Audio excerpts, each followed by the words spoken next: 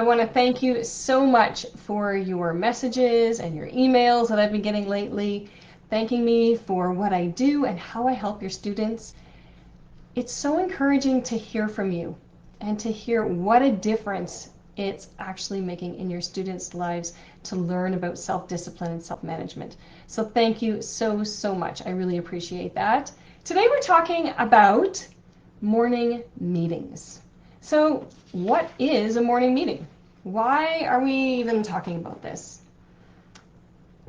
Last week I did a parent class called Start Fresh about student self-motivation and how parents can help their students to be more self-motivated and disciplined and take care of their own tasks. And one of the things that we learned was that not only do parents have to be an example of their own self-control and their own self-discipline, we also need to have check-ins with our students. We want to be their accountability, and that's what a morning meeting is. If you have a younger student, it might happen more than once a day. You might have a morning meeting and a lunch meeting. It's important to check in with our students as they're working independently. And part of working independently is allowing them to fail. So you're going to see what happens in a morning meeting when our students excel and when they win, and what happens in a morning meeting when they have some failures. They haven't quite succeeded the way they had hoped or the way you had hoped. So today, that's what we're going to talk more about. Why should you use morning meetings in your homeschool? Very simply, morning meetings are a way for your student to begin to take ownership of their own tasks. And the way that happens is by doing hard things and being able to fail. So as parents, we have to take a step back and we have to say, you're responsible for this piece. And then let them win or fail, as the case may be, and let the chips lie where they fall. In morning meeting, it is like you might have in a workplace.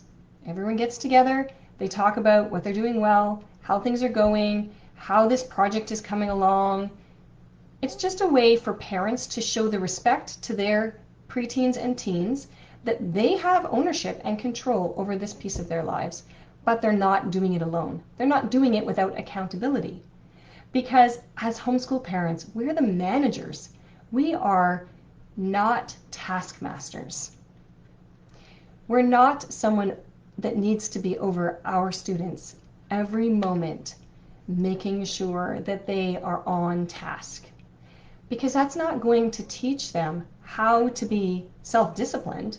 That's going to teach them how to be other-disciplined, how to rely on those outside influences to make them do the things that need to be done. And that's not what we want. We want our young people to grow into teenagers and young adults who are going to be able to be disciplined on their own, to do hard things that they set out for themselves, and to do it with their own accountability or accountability partners that they choose. And the way we can do that is in these morning meetings. So that's an excellent reason for you to incorporate it into your homeschool. It doesn't have to be long. It doesn't have to take a lot of time. And I do recommend actually that you start this very young with your students, even if they just have one small piece that they're accountable for. If they have chores or tasks that they're accountable for, instead of nagging them to make sure they get it done, take a step back. Let them manage it themselves and have a morning meeting and see what a difference it will make. Okay, what are the 3 things we need to focus on in morning meetings? The very first thing that we want to start with are the wins. And we want to talk about what went well. Now, we often think that this is the celebration time. And it is. Our students are celebrating. They're celebrating a win. So we're excited about that. So we would just ask them, how are you you doing? How are things going? What were your wins yesterday? You might find that they're just discouraged. Ah, it was crappy. I had a terrible day. Okay, let's put that aside. What did you do well at yesterday? What did you succeed at? What are you excited about? Those are the things we want to start with. We want to set the tone for our morning meeting, that we are a partner in this, and we're not the ones to decide if something is a win or not a win.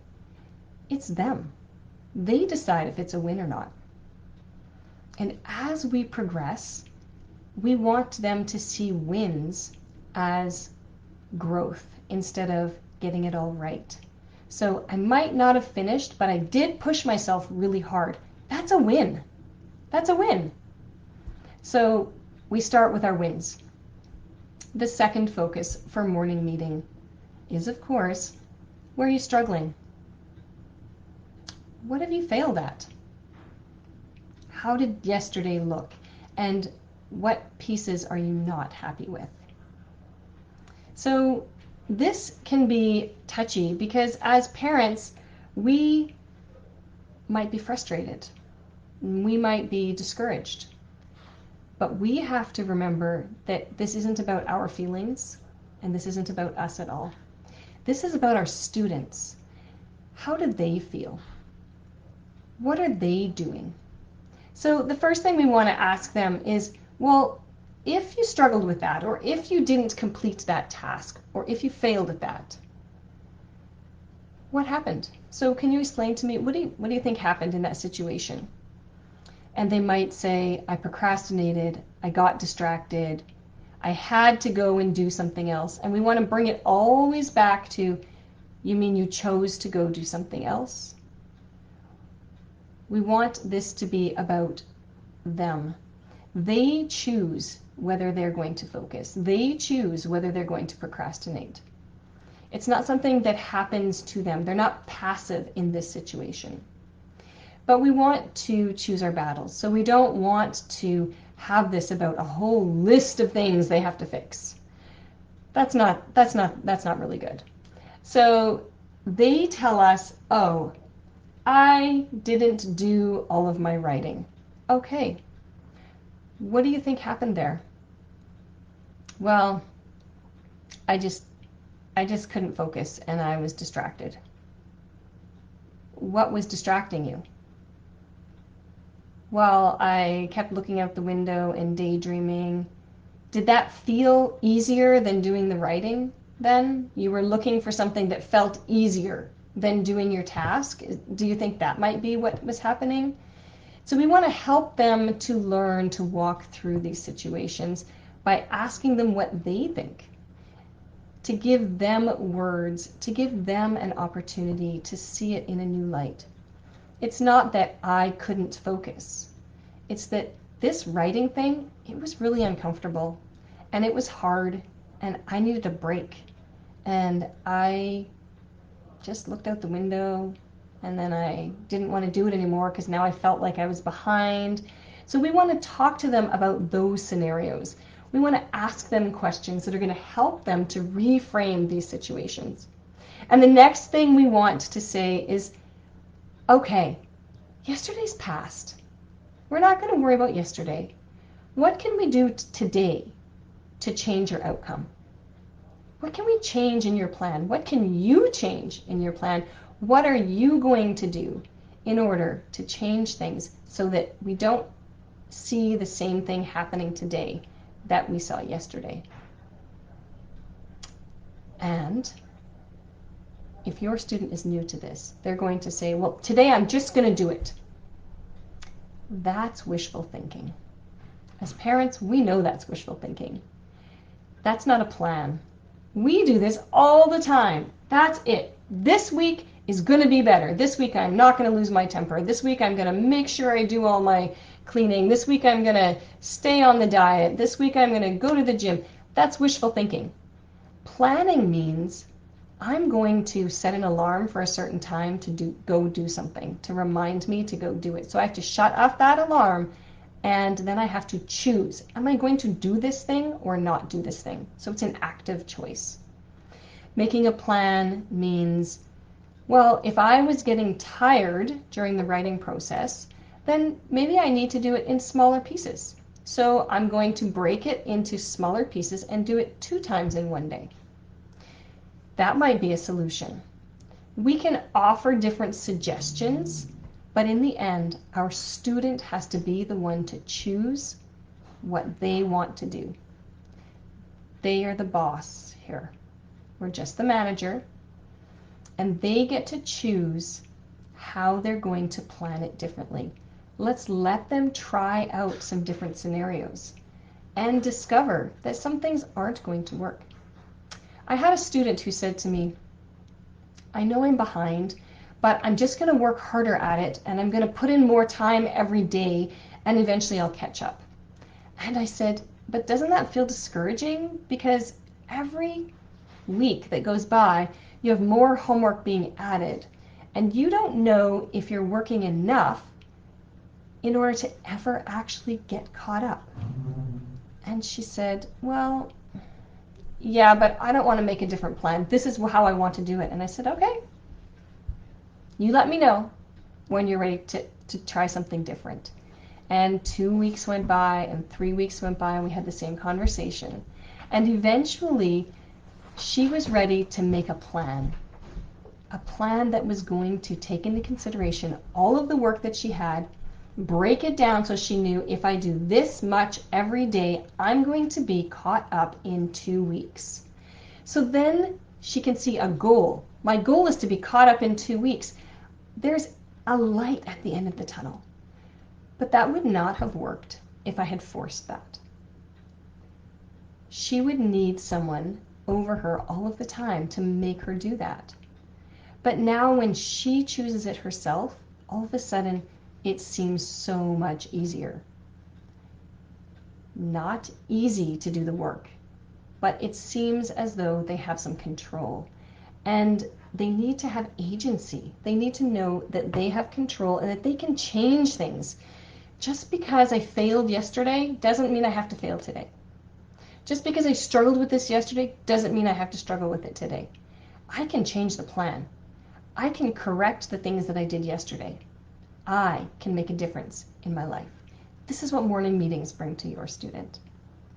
The third thing that we do in morning meetings is celebrate. But don't wait for the finish line before you celebrate. This is a marathon. If the only time you get to celebrate is when you've crossed that finish line in first place, how much training is that going to take? How many years of training is that going to take? How many early morning runs is that going to take? How much pain is that going to take? How hard are you going to have to push through before you ever get to celebrate? This growth thing, it is a long, long-term project. We want to celebrate every little piece of growth. If they do better on one thing today than they did yesterday, celebrate it. If they see that they've managed to do a couple days in a row, celebrate it. That is going to make it so much better. We don't want to celebrate just when they get to the end of the week and they did all of their tasks. Because then as soon as they fail in one area, there's no point in trying. I can't win anyway because I've already failed this one thing, so I'm done for the week anyway. I may as well just wait, bide my time, because next week it'll reset. We need to have short-term resets so that when we fail, we can reset. And if your student comes to you frustrated in the middle of the day, guess what? They can reset right now. They don't even have to wait to the morning meeting tomorrow. And that's another thing we can talk to them about, is it's okay to reset. If you struggled with something, if you are frustrated with one thing, put it down, move on, reset. Let's win at the next thing. And when you get some wins under your belt that day, then maybe you can go back and you can do that other thing. So today, I hope that you've gleaned some information about morning meetings. I hope that you will incorporate them into your personal life and into the life of your student. because morning meetings can make a huge impact on the life of your student, not just in school, but in their adulthood. You are teaching your student the skills that they need in order to succeed every day in whatever they choose to do in life. Are you struggling with this yourself? Are you struggling with the emotional discipline in order to take a step back and just be quiet? To let your student fail? It's so hard to watch them struggle. It's so hard to watch them fail. And I get it. But if you're struggling with that, reach out, because I want to help you. Every single one of Discern to Learn's courses offers this sort of accountability. And I can be there for your student, sometimes in ways that you can't be. Or perhaps your student is fighting you. They don't want that accountability from you. That's very common. My daughter doesn't want it from me. She's 16. She has to find that in some other place.